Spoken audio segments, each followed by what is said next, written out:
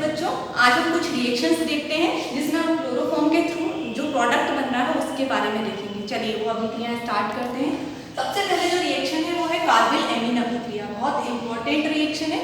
इसमें हमको क्लोरोफॉर्म से रिएक्शंस करानी है, यानी इनमें क्लोरोफॉर्म तो आने ही आना है। ठीक है, अब आपको मैं तरीका बताती हूँ कि किस तरह से आपको याद रखना है। कार्बिल एमीन, इसमें हमको प्राथमिक एमीन लेना है। नाम में एमीन आ रहा है, यानी आप इसमें प्राथमिक एमीन लेंगे। प्राथमिक एमीन में आपका क्या हो जाएगा, NH2 होना चाहिए और उसके साथ में आप C6H5 या CH3 कुछ भी जोड़ सकते हैं। मतलब NH2 हो, उससे एक कार्बन आपको जोड़ना है। ठीक है, एक कार्बन यहाँ जोड़ा है तो प्राथमिक एमीन हो गया। इसकी डिटेल अपन बाद में देखेंगे, प्राथमिक द्वितीयक तृतीयक एमीन क्या होते हैं।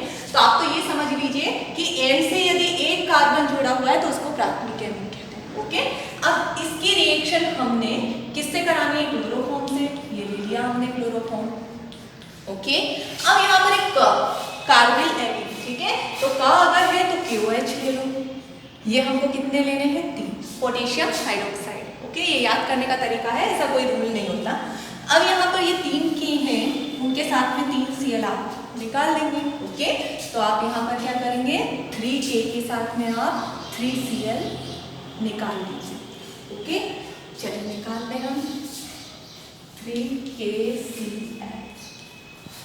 ओके, अब इतना 3CH3N और इसके साथ में C, CH3NC, ये दिख रहा है आपको, CH3NC। ये चीज मैं यहाँ नोट कर रही हूँ, CH3NC। ये N के साथ अगर C जुड़ा हुआ है तो इसको हम आइसोसाइनाइड बोलते हैं। क्या बोलते हैं, आइसोसाइनाइड। ठीक है, मेथिल आइसोसाइनाइड बन गया, तो ये हो गया अपना। और CN होता तो साइनाइड होता, लेकिन यहाँ NC है तो ये आइसोसाइनाइड है। वो मेथिल समूह से जुड़ रहा है, इसलिए इसको हम मेथिल आइसोसाइनाइड बोलेंगे। ओके, तो अपना 3 KCl निकल गए और ये मेथिल आइसोसाइनाइड निकल गया। अब जो बच रहा है उसको रिमूव कर दें।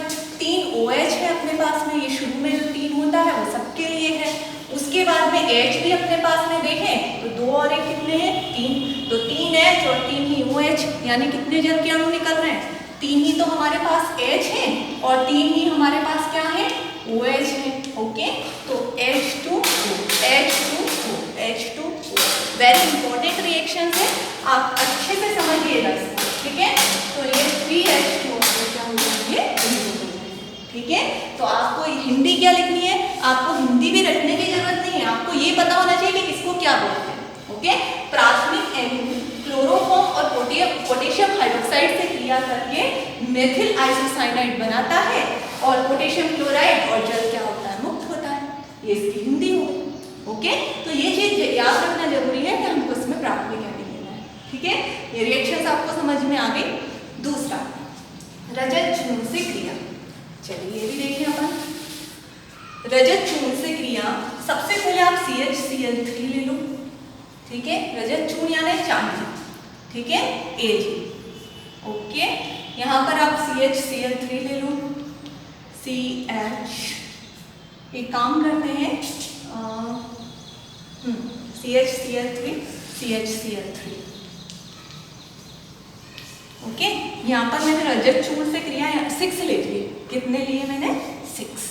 ओके, तो 6 Ag के साथ में मैंने 3 Cl यहाँ के और 3 Cl यहाँ के, 3 और 3 कितने हो गए, Cl 6 Cl और 6 Ag, कितने AgCl निकल गए, 6 AgCl। ओके, यहाँ पर देखिए 6 Ag है अपने पास और 3 और 3 कितने होते हैं, 6, तो यहाँ पर 3 यहाँ पर और 3 यहाँ पे। Cl भी कितने हो गए, 6, तो शुरू में 6 लिख दिया और AgCl लिख दिया, यानी Ag भी 6 है और Cl भी कितने, 6। तो ये तीनों का काम खत्म। अब अपने पास में क्या बच रहा है, CH और CH। ओके, तो यहाँ पर CH, CH। ओके, तो ये तो बचा। कार्बन कितने बंधों से जुड़ा रहता है, 4 से। एक से तो यहाँ भी जुड़ रहा है, एक यहाँ से जुड़ रहा है, 4 बंधों से जुड़ना है तो 3 अपन ने यहाँ जोड़ दी। ठीक है, तो ये हो गई, क्योंकि कार्बन की जो संयोजकता होती है वो कितनी होती है, 4। तो यहाँ अपन को मिल गया एसिड।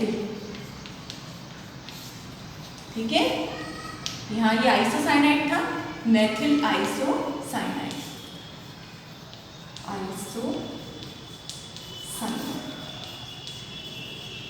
ठीक है। तो आपको बस नाम पता होना चाहिए। अब भी हिंदी लिख सकते हैं, और हिंदी लिखना जरूरी होता है। रिएक्शंस तो याद कर लिया आपने, कर भी दिया, लेकिन आपको इसकी डिटेल में ये भी लिखना है कि क्लोरोफॉर्म, ये दोनों अपन ने क्लोरोफॉर्म ही लिए हैं, किससे क्रिया कर रहा है? रजत चूर्ण से, यानी चांदी से, ठीक है, रजत चूर्ण से क्रिया करता है और एसिटिलीन गैस का बनती है या निर्माण होता है, ठीक है। तो ये आपकी हिंदी हो जाएगी, ओके। और इसको हम डिहैलोजेनीकरण के नाम से भी जानते हैं। यदि डिहैलोजेनीकरण रिएक्शन आएगी तब भी आप यही रिएक्शन करेंगे, ओके। तो आपको ये भी समझ में आ गया होगी, सिंपल रिएक्शन। एक अब ये तीसरी रिएक्शन हम देखते हैं, रायमर-टीमन अभिक्रिया। रायमर-टीमन अभिक्रिया कार्बोनिल की ही तरह है, ओके, लेकिन डिफरेंस क्या होगा? सिर्फ यहाँ आप प्राथमिक एमिन लिए थे, यहाँ आपको फिनॉल लेना होगा। चलिए देखें, फिनॉल का फॉर्मूला होता है, बेंजीन रिंग लेनी है और उस पर क्या लिख देना है? OH, okay. ये फिनॉल हो गया। क्लोरोफॉर्म तो लेना ही लेना होगा, CH3, क्योंकि रिएक्शन से हम क्लोरोफॉर्म्स की देख रहे हैं। इसमें आप KOH भी ले सकते हैं और NaOH भी ले सकते हैं। इसमें भी आप KOH की जगह सोडियम हाइड्रोक्साइड भी ले सकते थे, रटने वाली कोई चीज़ नहीं है। या तो आप पोटेशियम हाइड्रोक्साइड ले लो या सोडियम हाइड्रोक्साइड ले लो। तो मैं यहाँ पर वहाँ पोटेशियम लिया था तो यहाँ सोडियम हाइड्रोक्साइड ले लेती हूँ, NaOH। और लेंगे कितने? 3 लेने, वहाँ भी हमने 3 लिए थे, यहाँ भी 3। रीजन ये है कि 3 Na के साथ में 3 Cl क्या हो जाएंगे? रिमूव हो जाएंगे, ओके। तो सबसे पहला काम था, ये चीज जो दिख रही है उसे ही हटा दो, एक काम तो कम होगा। 3 Na के साथ में 3 Cl निकाल दिया हमने, चलिए निकाल दें, 3 NaCl, ओके, ये चीज निकल गई। अब आप जानते हैं हर एक कार्बन पे एक एक हाइड्रोजन जुड़ा हुआ है, सब जगह पे एक एक हाइड्रोजन है, बेंजीन में सब जगह होता है, लेकिन हमें जहाँ का काम होता है हम उसको शो कर देते हैं, है ना। बेंजीन कार्बन ये है, जितने भी कार्बन है सब पर एक एक हाइड्रोजन मिल रहा है, हमको इधर का काम है इसलिए मैंने इसको शो कर दिया। अब यहाँ पर देखें तो ये हाइड्रोजन, ओके, यहाँ पर OH कितने हैं अपने पास में? 3, यहाँ पर 3 क्या है अपने पास में? OH। यहाँ पर CH है, ठीक है। तो आपको क्या करना है, ये CH, इस H को तो अपन निकाल दो, इस CH के साथ में एक यहाँ पर जोड़ो, बेंजीन रिंग ली आपने, ये बना दिया, OH हो गया। अब यहाँ पर ये H तो मैंने हटाया, ये आपको दिख रहा है, इसको मैंने हटा दिया, इसको हटा के अपन यहाँ लिख दो, अभी देख लेंगे इसका। ये जो CH है उसके साथ में ये O, ओके, तो यहाँ पर मैंने क्या लिख दिया? CH, ठीक है। तो इस तरह से हमने ये लिख लिया CHO। अब आपके पास में जल कितने बन रहे हैं वो देख लें आप, कितने हैं जल के अणु आपके पास में। अब ये जो H निकला था, एक H लिए, 2 H है और 2 अपने पास क्या है? OH, okay. ये वाला H मैं यहाँ लिखती हूँ, तो 2 तो अपने पास H हो रहे हैं और 2 क्या हो रहे हैं? OH, यानी कितने जल के अणु निकल रहे हैं? 2H2, ठीक है। तो ये सैलिसिलिक एल्डिहाइड हो गया। तो इस तरह से ये तीनों रिएक्शंस होती हैं। इसमें भी आप लिखेंगे फिनॉल, क्लोरोफॉर्म और सोडियम हाइड्रोक्साइड से क्रिया करके सैलिसिलिक एल्डिहाइड बनाता है और NaCl अपना बनता है, सोडियम क्लोराइड, ठीक है। तो ये रिएक्शंस हो गई। अब अगली रिएक्शंस करते हैं अब अपन, ओके। चलिए बच्चों, अब अपनी अगली रिएक्शन है क्लोरोपिक्रीन। नाइट्रीकरण भी नाम से आते हैं या क्लोरोपिक्रीन। नाइट्रीकरण आए यानी हमको HNO3 से क्रिया करानी है, ठीक है। यहाँ पर हम क्लोरोपिक्रीन बनाना होता है और यहाँ पर आपको क्या लेना है? क्लोरोफॉर्म। क्लोरोफॉर्म का सूत्र होता है CH3, क्योंकि रिएक्शंस क्लोरोफॉर्म की चल रहे हैं। HNO3 से क्रिया कराएंगे हम, ठीक है। अब आपको क्या बनना है वो देखना है, ठीक है। HNO3 नाइट्रिक अम्ल से क्रिया कराए क्लोरोपिक्रीन। अब आपको यहाँ पर देखना है एक H और एक O, क्या निकल गया? H2O, ठीक है। अब यहाँ पर क्या है? CCl3 और उसके साथ में आप जोड़ देंगे NO,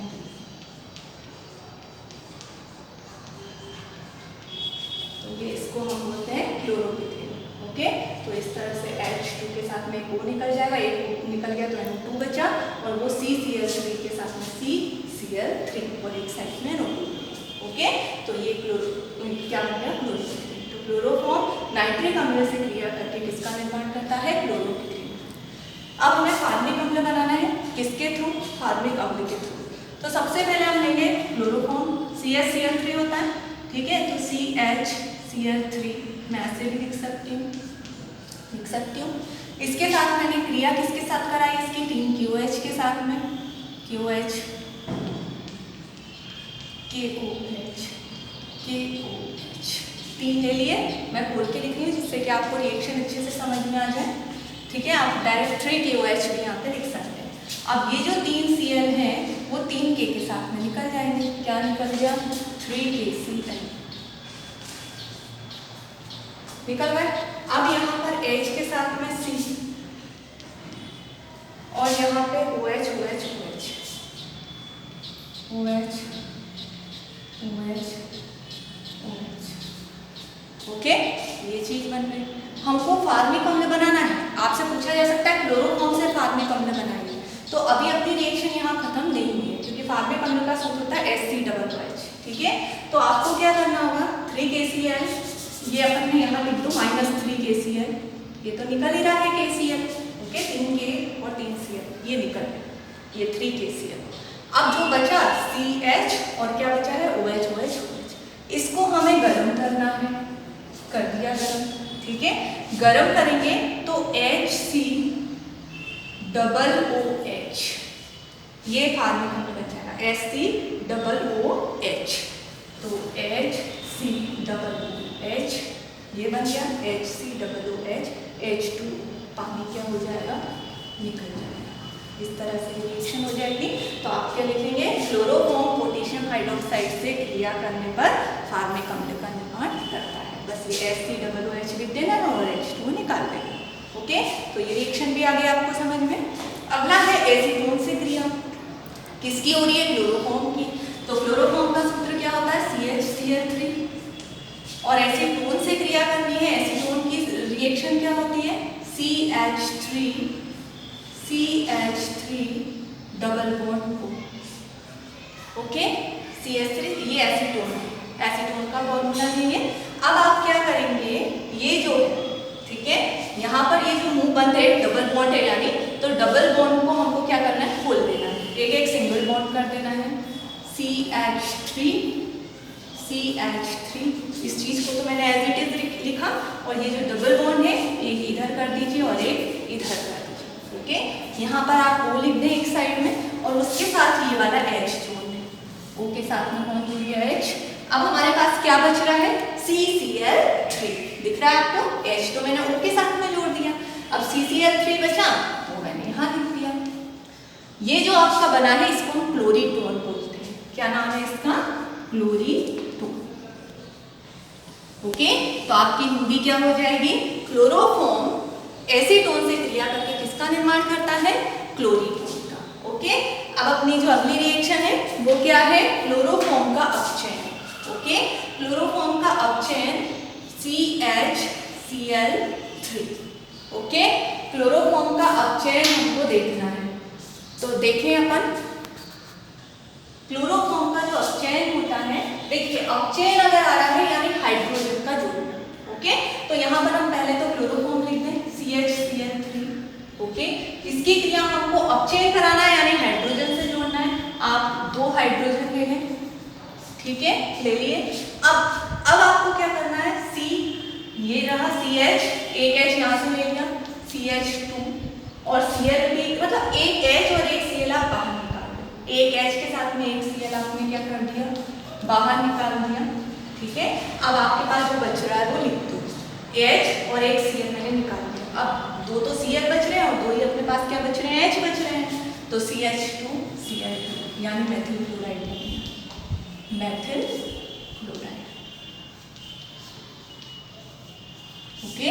तो आपको क्या करना है? एक H और एक Cl निकाल देना है। तो Cl कितने बचे? 2, और हाइड्रोजन भी कितने बचे? 2, और वो आपने यहाँ पर लिख देना। अब चेन मीन्स हाइड्रोजन का जुड़ना, ठीक है, या ऑक्सीजन का निकलना। तो ये रिएक्शन हो गई। आप हिंदी लिखेंगे तो क्या? क्लोरोफॉर्म का अपचयन करने पर हमें मेथिल क्लोराइड प्राप्त होता है और हाइड्रोक्लोरिक अम्ल मुक्त होता है। चलिए अब अपनी लास्ट रिएक्शन हम देखते हैं, क्लोरीकरण। तो क्लोरीकरण में हमको क्या करना है? नाम से ही समझ में आ रहा है, क्लोरीन का जुड़ना। तो यहाँ पर हम क्या करेंगे? CHCl3, ठीक है, इसका हमें क्लोरीकरण करना है। तो क्लोरीकरण करने के लिए हम किससे क्रिया कराएंगे? सूर्य के प्रकाश की उपस्थिति में। सूर्य का प्रकाश लेंगे, सूर्य के प्रकाश की उपस्थिति में, और ये जो क्रिया हो रही थी वो Zn और HCl के प्रेजेंस में हो रही थी। सूर्य का प्रकाश सनलाइट लिख लें आप, ठीक है। इसकी प्रेजेंस में जब रिएक्शन कराएंगे आप तो एक H के साथ में एक Cl आप निकाल देंगे। ओके, तो यहाँ HCl निकल गया और आपका क्या बचा, CCl3 तो था, एक Cl और जो बच रहा है Cl यहाँ कितने 2, इनमें से मैंने एक तो H के साथ में निकाल दिया, अब एक और जो Cl बचा है वो इसमें इंक्लूड हो जाएगा, CCl4 बन जाएगा। 3 तो थे, एक और जुड़ गया तो क्या बन गया, कार्बन टेट्राफ्लोराइड। कार्बन टेट्राफ्लोराइड जिसका उपयोग कीटनाशक के रूप में किया जाता है। किसके रूप में करते हैं आप, कीटनाशक के रूप में। ठीक है, तो ये इंपॉर्टेंट रिएक्शंस थे सभी, आप अच्छे से इनको समझ लीजिएगा। ओके, चलिए धन्यवाद।